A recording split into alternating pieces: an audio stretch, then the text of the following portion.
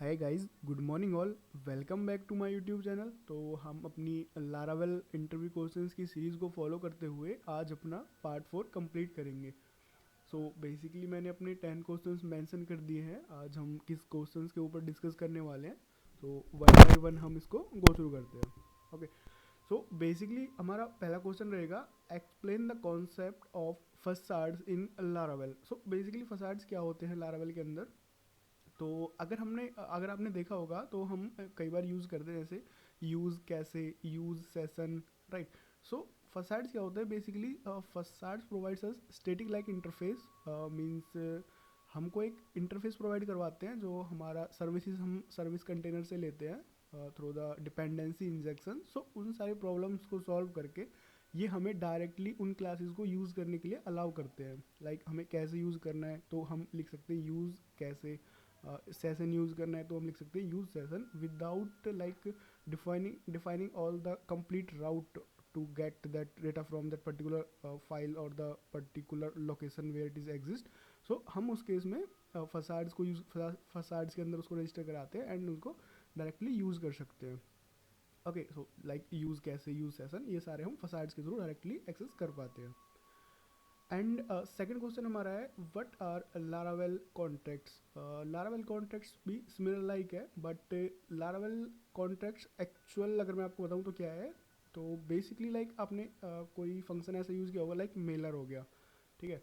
या फिर आपने ए डब्ल्यू एस का कनेक्शन यूज़ किया होगा, या फिर आपने जैसे डेटाबेस का कनेक्शन हो गया। तो ये सारे हमारे कॉन्ट्रैक्ट्स के थ्रू कनेक्ट होते हैं बेसिकली। लाइक आपने कोई कैसे यूज़ किया, कैसे में आपके पास दो ऑप्शन है, आपने मीम कैसे यूज़ किया, आपने रेडिस यूज़ किया, राइट। तो कैसे की जो मेन लाइब्रेरी है वो आपकी सेम रहेगी, आप उसको यूज़ कर सकते हो, उसके इंस्टेंस को रेप्लिका बना के। कि वन टाइम जो आप कैसे यूज़ कर रहे हैं वो एज ए रेडिस है, सेकंड जो आप कैसे यूज़ कर रहे हैं वो आपका मेम कैसे। तो एक ही लाइब्रेरी के थ्रू आप उन दोनों को भी यूज़ कर सकते हो, वो प्री डिफाइंड लाइब्रेरी जो आपको लारावेल देता है। ऐसे ही आपका मेलर हो गया, आप मेलर में मल्टीपल फंक्शंस बनाते हो, मल्टीपल टाइप्स की मेल बना सकते हो, मल्टीपल टाइप के सर्वर उस पर रजिस्टर्ड कर सकते हो। तो ये सारी फैसिलिटी हमें कॉन्ट्रैक्ट्स के थ्रू मिलती है कि आपको जो उसकी प्री डिफाइंड क्लास है वो एक ही है, लेकिन आप उसके इंस्टेंस को मल्टीपल यूज़ करके मल्टीपल चीज़ों के लिए यूज़ कर सकते हैं without affecting that main file, right. आपको मेन फाइल में कोई चेंज नहीं करना, बस उसके इंस्टेंस को लेके यूज़ करना है और उसको एक अपने फॉर्मेट में आप उसको चेंज कर सकते हो। ओके, थर्ड क्वेश्चन रहेगा हमारा, what is the route model binding. Okay, so route model binding क्या होता है। आपने जैसे देखा होगा, हम राउट डिफाइन करते हैं तो राउट में हम लिखते हैं गेट। जैसे हमने राउट गेट बनाया एंड हमने एक राउट का नेम दिया, एक हार्ड कोड एक यूआरएल दिया उसको कि लाइक स्लैश यूज़र, एंड हम लास्ट में उसको बताते हैं कि ये आपका कंट्रोलर है, उस कंट्रोलर पे आपको रिडायरेक्ट करना है। कंट्रोलर के बेसिकली किसी पर्टिकुलर फंक्शन पे, जनरली हम इंडेक्स पे कराते हैं।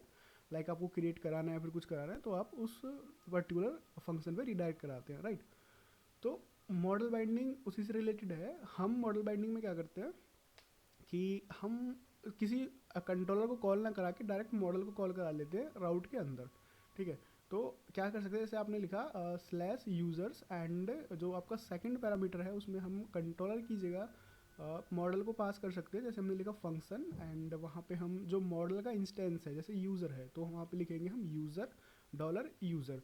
तो बेसिकली जब हम यूज़र क्लास को कॉल कर रहे हैं, उस मॉडल की क्लास को कॉल कर रहे हैं, एंड सेकंड डॉलर जो यूज़र लिख रहे हैं, मीन्स हमारा उस डॉलर यूज़र के अंदर वो पूरा जो हमारा मॉडल का इंस्टेंस है वो बन गया। एंड अब हम उस यूज़र को इंटरनली कॉल करा सकते हैं dollar user get all, and उसको रिटर्न करा सकते हैं। सो बेसिकली बिना किसी कंट्रोलर पे गए हम डायरेक्ट मॉडल से डेटा फैच करके उस राउट के थ्रू वहीं से रिटर्न करा सकते हैं थ्रू द फंक्शन। एंड उसके अंदर हम जो हमने इंस्टेंस उसका बनाया है मॉडल का, मॉडल एज ए मॉडल हमारा एक क्लास था, उस क्लास को हमने फंक्शन के अंदर ही कॉल किया है, एंड उसके यूजर्स का डेटा निकाल के हम रिटर्न कर दिए। तो बेसिकली ये हमारा होता है राउट मॉडल बाइंडिंग, हमने राउट के अंदर ही मॉडल को कॉल कर लिया है। ओके, सो फोर्थ क्वेश्चन हमारा रहेगा, how do you protect routes in Laravel. So basically ये तो थोड़ा बहुत आई थिंक आप अवेयर हो गए, आप इस अगर सीरीज तक यहाँ तक पहुँचे हैं। तो बेसिकली राउट को हम कैसे प्रोटेक्ट कर सकते हैं। इनिशियली तो हमारे पास लाइक एक ऑथ मिडलवेयर हमको मिल जाता है यूजिंग द पीएचपी आर्टिशन में एक ऑथ कमांड से। After that we can create like our additional middleware, we can create our custom middleware. We have to register in kernel and we can apply it on single route or we can apply it on the group, like तो हम जैसे ही हमारा कोई routes हैं उसके ऊपर हम उसको यूज़ करते हैं एंड जो भी हमारा हैंडल के अंदर हमें जो कंडीशन लिखनी होती है कि जैसे हमें इस पर्टिकुलर में चेक करना है कि जो हमारा राउट है उसके अंदर जो डेटा आ रहा है वो इस फॉर्मेट में होगा, लाइक वैलिडेशन से अप्लाई कर दी हमने और हम चेक कर सकते हैं कि यूआरई की लेंथ इतनी होनी चाहिए, टेक्स्ट सर्च के अंदर कोई लाइक इम्प्योरिटी नहीं होनी चाहिए कि कोई भी रैंडम लाइक क्वेरी टाइप कोई सर्च नहीं हो जाए। तो ये सारी चीज़ें हम जस्ट बिफोर टू कंट्रोलर हम उसको फिल्टर कर सकते हैं using the middleware and after the route and before the like controller we can implement it the implement this middleware to filter out the data what we are like providing to hit over the class. Okay, so basically handle के अंदर हम अपनी वो लिखते हैं और उसमें आपका होता है कि जो भी आपका नेक्स्ट रहेगा कि अगर आपका सक्सेस है तो नेक्स्ट में चला जाए, नहीं है तो आपको जो फेल में जो भी आपको एरर दिखाना है वो आप एज इट इज़ वहीं से रिटर्न करा के उसको दिखा सकते हो। सो इस तरह से हम अपने राउट्स को प्रोटेक्ट कर पाते हैं and we can apply token also, like JWT token apply कर दिया, बेनेट टोकन अप्लाई कर दिया हमने, लाइक CSRF टोकन हो गया एंड हम वेरीफाई कर सकते हैं कि ईच रिक्वेस्ट हम की हमारे पास जो टोकन हम फ्रंट एंड से जनरेट करा रहे हैं वही हमारे पास आ रहा है। Basically the token like related to that particular user की उस यूज़र का ही टोकन हमारे पास दोबारा आया है जिसने साइन इन किया हुआ है और हमें कोई हर बार एक नया टोकन मिल रहा है जो हमारे प्रोजेक्ट से एसोसिएटेड है, राइट। तो एज हम वैलिडेट करा सकते हैं राउट्स को। ओके, फिफ्थ क्वेश्चन थोड़ा इंटरेस्टिंग है। Explain the difference between get, post, put and patch routes in Laravel. So initially जब हम यूज़ करते हैं तो हम बस यूज़ कर लेते हैं और यूज़ में मैं आपको बताऊँ तो हम गेट और पोस्ट यूज़ करते हैं हर चीज़ के लिए। हमें अगर कोई डेटा नहीं चाहिए होता है तो कोई डेटा नहीं भेजना होता है तो हम गेट यूज़ करते हैं और हमें कोई डेटा भेजना होता है तो हम पोस्ट यूज़ करते हैं, राइट। गेट में भी हम डेटा भेजते हैं बट वो URL में जाता है। तो जनरली जब हम किसी से डिस्कस करते हैं तो वो हमें यही डिफरेंस बताते हैं कि गेट में हम URL में डेटा भेजते हैं और पोस्ट में हम हेडर्स के थ्रू डेटा भेजते हैं। Agreed. But what about put and patch? क्या हमने कभी इसको यूज़ किया है? मे बी कुछ लोगों ने किया भी होगा आपने, but still let discuss about that. So start करते हैं गेट से। सो गेट रिक्वेस्ट हमारी एज वी डिस्कस नाउ, सो हम हेडर्स में जो उसका डेटा होता है वो URL के थ्रू ही भेज देते हैं, लाइक क्वेश्चन मार्क के थ्रू हम बता देते हैं कि ये हमारी की है एंड ये उसका वैल्यू है और हम गेट में ही सारा डेटा भेज देते हैं, राइट। और इस हेडर स्पेस का कोई लोड नहीं होता, URL में ही हमारा सारा डेटा होता है एंड ये आपको रिटर्न में रिस्पॉन्स दे देता है जो भी इसके रिलेटेड होता है, ठीक है। ये सारी HTTP रिक्वेस्ट हैं तो हम एक्सपेक्ट करके चल रहे हैं कि हम JSON में ही डेटा को रिट्रीव कर रहे हैं। सेकंड होती है हमारी पोस्ट। तो जब हमें कोई क्रिएट करना होता है, कुछ कोई यूज़र क्रिएट करना होता है, कोई डेटा भेजना होता है डेटाबेस के लिए, तो हम पोस्ट रिक्वेस्ट यूज़ करते हैं। वो URL पे लोड ना करके अपना जो एडिशनल पैरामीटर्स होते हैं उनकी की बना के हेडर्स के थ्रू उनको लेके जाता है और उससे आप भेज सकते हो वहाँ पे, ठीक है। अब हमको कोई डेटा क्रिएट करना हो, हमको कोई डेटा अपडेट करना हो, राइट, इंसर्ट करना हो, उन सब के लिए हम पोस्ट यूज़ करते हैं और डेटा लेने के लिए गेट यूज़ करते हैं, ठीक है। तो पुट एंड पैच का यूज़ कहाँ पे आता है? तो हम कई बार डेफिनेशनल लोगों ने पढ़ रखी होती है बट एग्जैक्ट उनको पता नहीं है कि करना क्या है।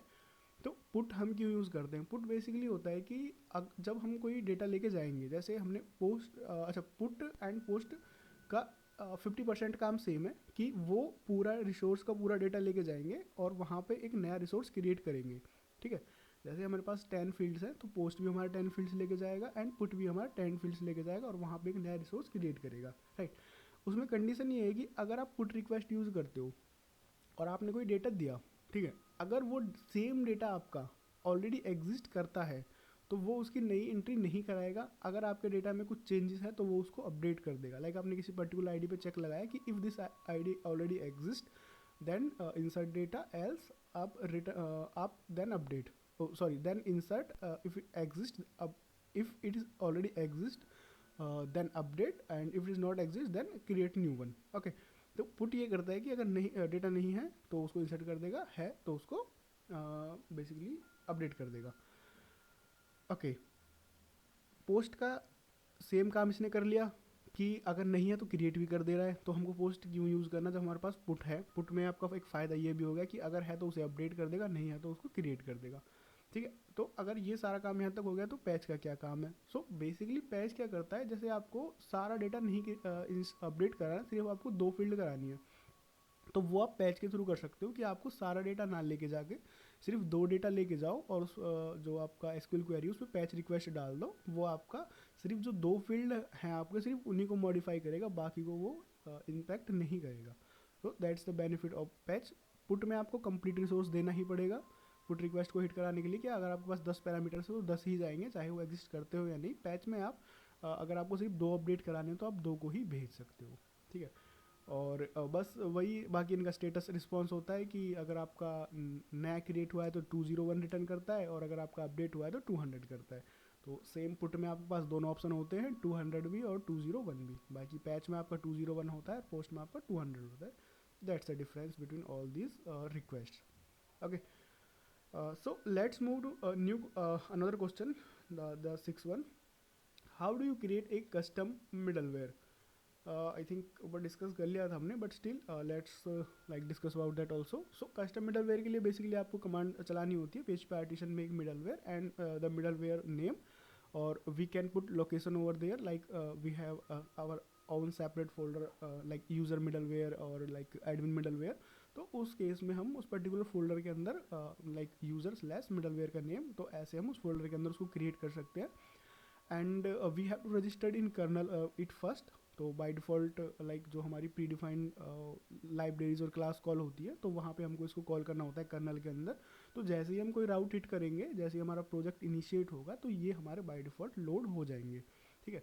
And then we will apply it on route. Route can be a single route और the middle like the group route. तो हम राउट के ऊपर इसको अप्लाई करेंगे, और just before to the controller और model we can rectify our data using this middleware.